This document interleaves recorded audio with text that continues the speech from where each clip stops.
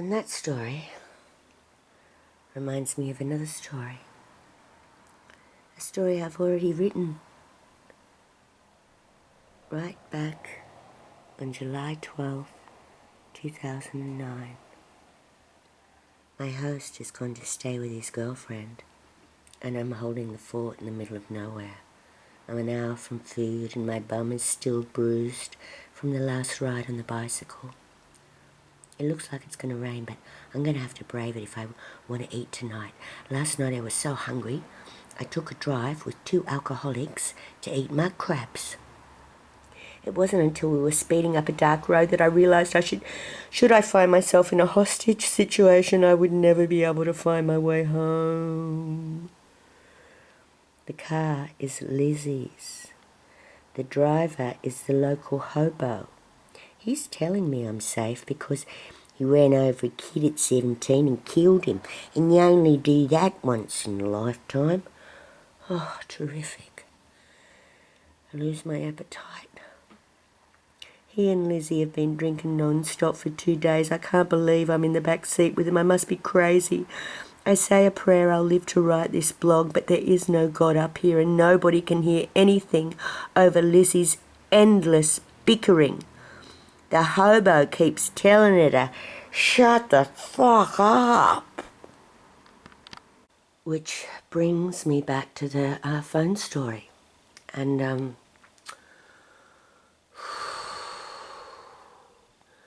Maria, who in a way is an awful lot like Lizzie. She's like, yeah, she's got, fucked up family, whatever. But, she's got she'll be okay. She's got a few million to play with. And she rings up and she bangs on about herself for fucking hours.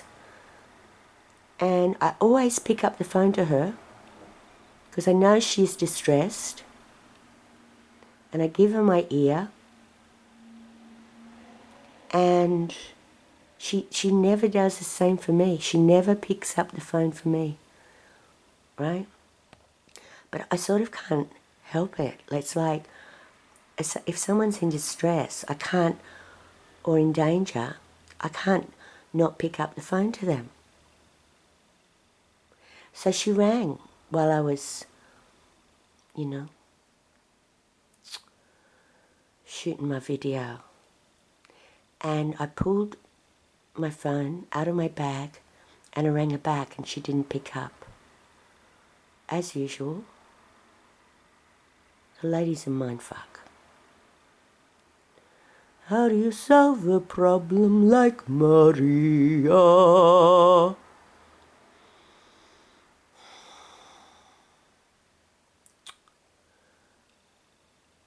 you lose your phone. You lose your phone. That's what happened at the end of that journey. So there was a Maria in that story. Okay, now back to far north Queensland. Our hosts are married, which relaxes me. She's a beautiful, gentle Aboriginal woman. He looks like a filthy Brad Pitt. He used to be a truckie, but now he's a fisherman. Lizzie lights up a ciggy and then bellows, "Right, we're here for the beer and the crabs." Brad throws a bucket of crabs in front of us and Lizzie digs in. Even with a mouthful, she never stops talking. Crab meat dangles off her lips. She tells the same angry stories over and over and over and over again, like Maria. It's like listening to scratch vinyl through bad speakers on endless repeat. The married couple have a puppy, 2 weeks old. The mother died. I nurse it like a baby, feed it milk with a bottle, hold it in my arms all night and let it burrow under my jacket. It keeps searching for my nipples and then crying when it can't find them. I can barely see where it is. It's only just finding its legs.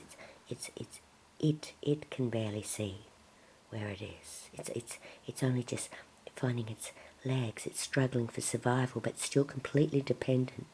The puppy is as vulnerable as I am, and as vulnerable as my mother was at the end of her life.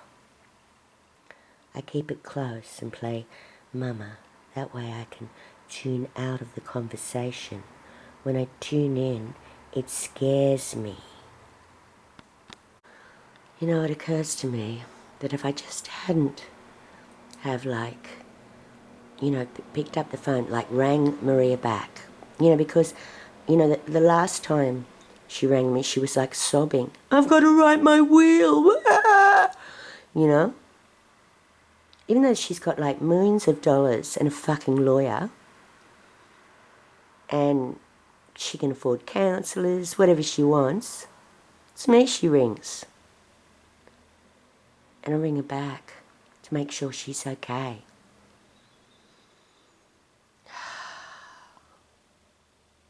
Her number will not be on the new phone.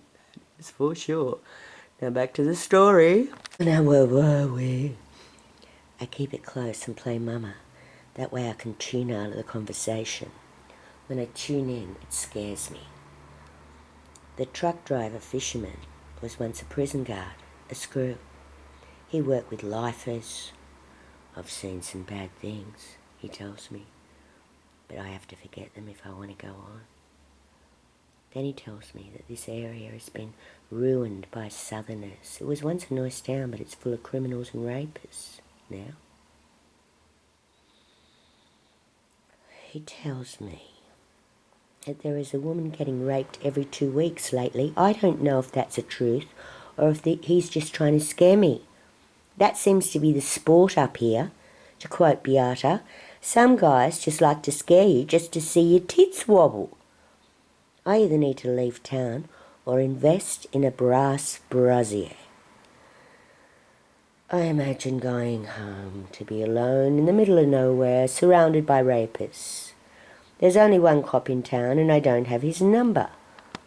The clock hits midnight and I ask the hobo if he'll drive me home.